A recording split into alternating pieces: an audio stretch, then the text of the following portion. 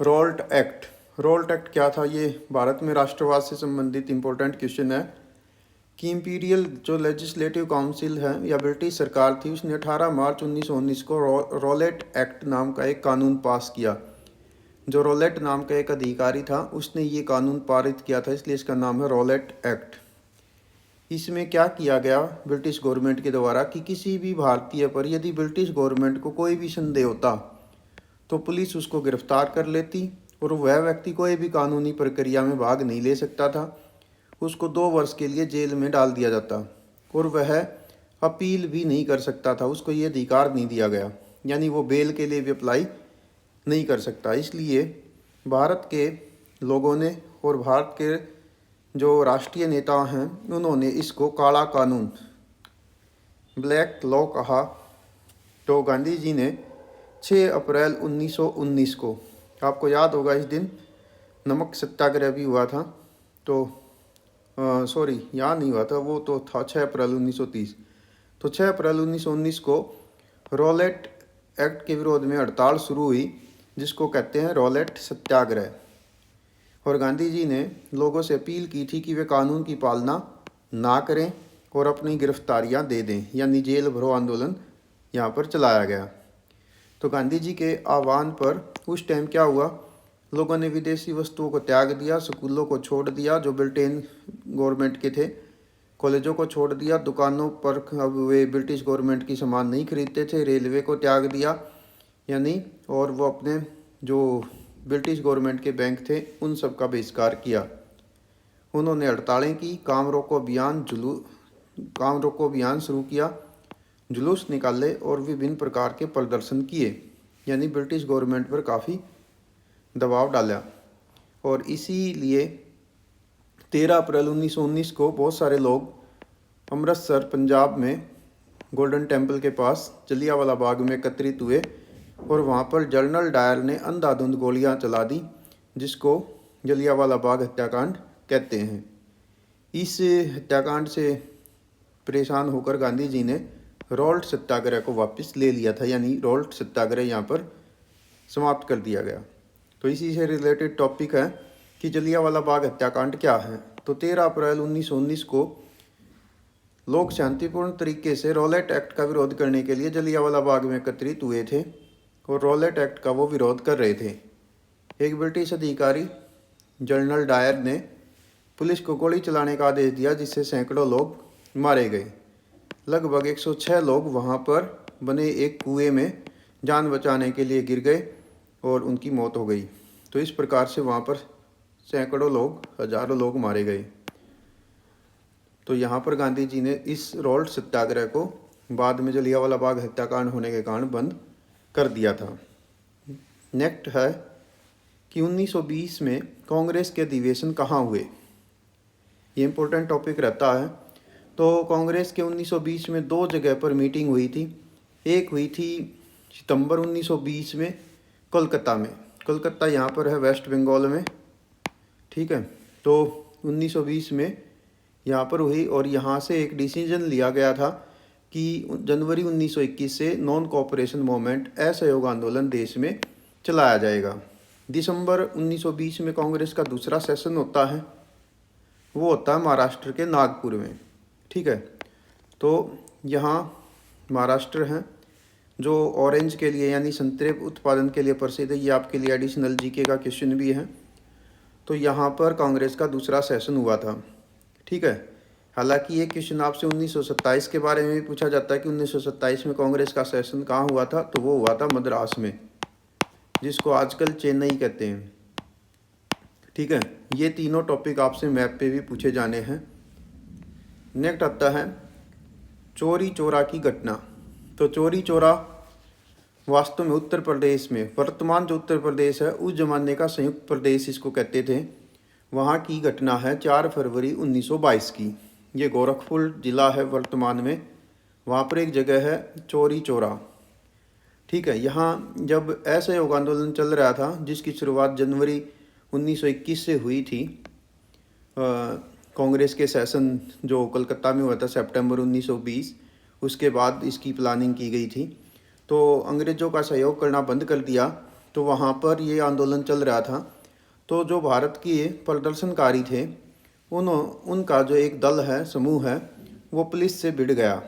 और पुलिस से भिड़ गया तो प्रदर्शनकारियों ने भी पुलिस पर हमला कर दिया और प्रदर्शनकारियों ने पुलिस चौकी में, गोरखपुर के चौरी चौरा नामक स्थान पर पुलिस चौकी में, यानी पुलिस का जो एक छोटी स्टेशन होता है, उसमें आग लगा दी। इससे क्या हुआ कि वहाँ पर इस घटना से 22 पुलिसकर्मी मारे गए। आप याद रखेंगे 1922 की घटना है और 22 ही पुलिसकर्मी वहाँ पर मारे गए जो ब्रिटिश गवर्नमेंट के कर्मचारी थे। 4 फरवरी 1922 की ये बात है। इसको चौरी चौरा इंसिडेंट के नाम से जाना जाता है। गांधी जी हालांकि हिंसा के सख्त खिलाफ थे, तो उन्होंने इस घटना से दुखी होकर 12 फरवरी 1922 को राष्ट्रीय नेशनल लेवल पर जो असहयोग आंदोलन था उसको समाप्त कर दिया और आंदोलन को बंद करने की घोषणा की। ये आप देख रहे हैं, यहाँ उत्तर प्रदेश में चौरा चौरी है, गोरखपुर में। ये वहाँ पर आज की डेट में शहीद स्मारक आप देख पा रहे हैं। ये दोनों ही पिक्चर वहाँ की हैं। नेक्स्ट इंपॉर्टेंट क्वेश्चन आता है कि अलूरी सीताराम राजू कौन थे। तो अलूरी सीताराम राजू आंध्र प्रदेश के गुडेम पहाड़ियों में आदिवासी किसानों के नेता थे। वे बड़े ही रोचक व्यक्ति थे। वहाँ के लोग उनको ईश्वर का अवतार मानते थे। वे लोगों को मोटिवेट करते थे सामाजिक कार्य करने के लिए, शराब न पीने के लिए, शराब छोड़ने के लिए, प्रकृति की रक्षा करने के लिए और खादी पहनने के लिए। आदिवासी किसानों में वो बड़े लीडर के रूप में उभरे और ब्रिटिश गवर्नमेंट ने आदिवासी किसानों पर जंगल में जाने पर पाबंदी लगा दी थी। यानी वे जंगल से आदिवासी किसान ईंधन की लकड़ी यानी जलावन की लकड़ी भी नहीं ले सकते थे, ना ही वे अपने मवेशी यानी जानवरों को ले जा सकते थे, पशुओं को। तो उस पर प्रतिबंध लगा दिया और ज़बरदस्ती आदिवासी लोगों को ब्रिटिश गवर्नमेंट बेगार कराती थी। बेगार का मतलब होता है बगैर वेतन के काम कराना। अलूरी सीताराम राजू ने लोगों को इन सब के विरुद्ध में मोटिवेट किया और उन्होंने गुरिल्ला युद्ध यानी छुप कर युद्ध करना, ये भी आपके लिए इम्पोर्टेंट क्वेश्चन रहेगा, उसके लिए उन्होंने प्रेरित किया। इससे अंग्रेज जो है उनके विरुद्ध हो गए और उन्होंने अलूरी सीताराम राजू को मई 1924 में फांसी की सज़ा दे दी। नेक्स्ट इंपॉर्टेंट क्वेश्चन है साइमन कमीशन। साइमन कमीशन क्या था। ये 1928 में एक दल था, ब्रिटिश अधिकारियों का ग्रुप था जो भारत में पहुंचा था 1928 में।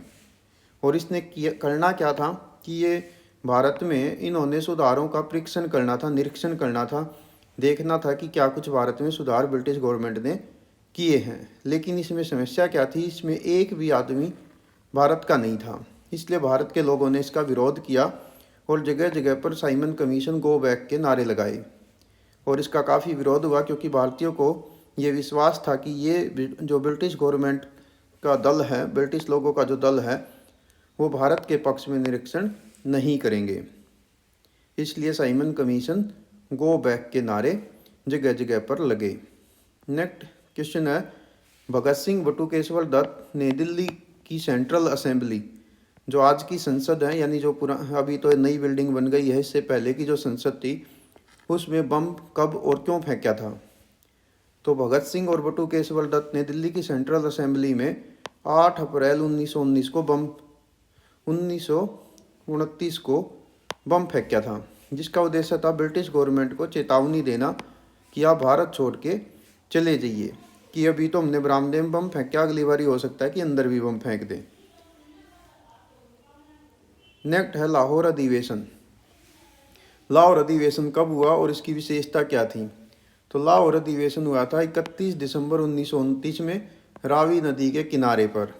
ये वर्तमान में पाकिस्तान में है, ठीक है। और इस अधिवेशन में पहली बार पंडित जवाहरलाल नेहरू ने कांग्रेस की अध्यक्षता की थी और यहाँ पर पूर्ण स्वराज्य की मांग की थी और एक नया झंडा स्वीकार किया था कि अगले वर्ष जब 1930 में 26 जनवरी आएगी तो भारत जो है अपना पहला स्वाधीनता वो मनाएगी, स्वाधीनता दिवस। लेकिन ऐसा हो नहीं सका क्योंकि भारत आज़ाद हुआ 15 अगस्त 1947 को और जब हमारा संविधान तैयार हो गया 26 नवंबर 1949 को, जिसे हम आज संविधान दिवस के रूप में जानते हैं, तो 26 जनवरी 1950 को इसको लागू किया गया। केवल इसी कारण, क्योंकि हमने कभी 1930 में ये सोचा था कि हम 26 जनवरी को अपना स्वाधीनता दिवस मनाएंगे, तो इसीलिए भारत जब गणतंत्र बना 26 जनवरी 1950 को, तो ये 26 जनवरी का इम्पोर्टेंस रहा है। ठीक है, नेक्स्ट है आपका नमक सत्याग्रह। तो गांधी जी ने 12 मार्च 1930 को गुजरात के अहमदाबाद शहर से साबरमती नदी के किनारे से एक यात्रा शुरू की थी, जिसमें 78 वॉलेंटियर यानी गांधी जी के साथ 78 व्यक्ति थे जिन्होंने पैदल यात्रा की थी। 24 दिन तक पैदल यात्रा की। 6 अप्रैल 1930 को ये साबरमती से 241 मील यानी 390 किलोमीटर दूर दक्षिण की ओर सूरत शहर के पास दांडी नामक स्थान पर पहुंचे और वहां पर समुद्र के पानी से इन्होंने नमक बनाया। और अंग्रेजों का जो कानून था नमक न बनाने के ऊपर, या नमक के ऊपर वो टैक्स लेते थे, उस कानून को तोड़ दिया था। और यहाँ से गांधी जी ने अपील की थी कि आप लोग सविनय अवज्ञा आंदोलन, सिविल डिसओबीडियंस मूवमेंट शुरू करें। और यहाँ कानून का न मानना, इसको सिविल नाफरमानी कानून भी कहते हैं। तो ये है नमक सत्याग्रह। नेक्स्ट आता है भारत छोड़ो आंदोलन। ठीक है, तो भारत छोड़ो आंदोलन की शुरुआत हुई थी 9 अगस्त 1942 को मुंबई के आज़ाद मैदान महाराष्ट्र से। और यहाँ पर गांधी जी ने नारा दिया था, डू या डाई, करो या मरो, कि आप या तो आंदोलन करिए या अंग्रेज़ों के गुलाम रहिए। तो इसको अगस्त क्रांति, क्योंकि अगस्त के महीने से शुरू हुई थी इसलिए इसे अगस्त क्रांति भी कहते हैं। ठीक है, इस नाम से इसको जाना जाता है। और अगस्त क्रांति के बाद जो है, बाद में कुछ साल बाद 15 अगस्त 1947 को भारत आज़ाद हो गया, तो इसे भारत छोड़ो आंदोलन माना जाता है। नेक्स्ट आता है भारत के राष्ट्रवाद में लोक कथाओं, जो लोकल नृत्य होते हैं, उनका क्या योगदान है। इससे भारत के गौरव का गान मिलता है, राष्ट्रीय एकता के ये प्रतीक बनते हैं, ग्रामीण परिवेश से ये जुड़ी होती हैं ये सारी घटनाएं या लोकगीत। और इससे जो परंपरागत संस्कृति है उसको बढ़ावा मिलता है, राष्ट्रीय साहित्य को बढ़ावा मिलता है, और यह वास्तविक विचार सच्चे अर्थों में पेश होते हैं। और ये सारे जो लोक नृत्य हैं या लोकगीत हैं, ये भारत में राष्ट्रवाद को बढ़ाने में इन्होंने काफ़ी महत्वपूर्ण योगदान निभाया और भारत को आज़ाद करने में इन्होंने महत्वपूर्ण भूमिका निभाई। तो ये थे इम्पोर्टेंट क्वेश्चंस। थैंक्स।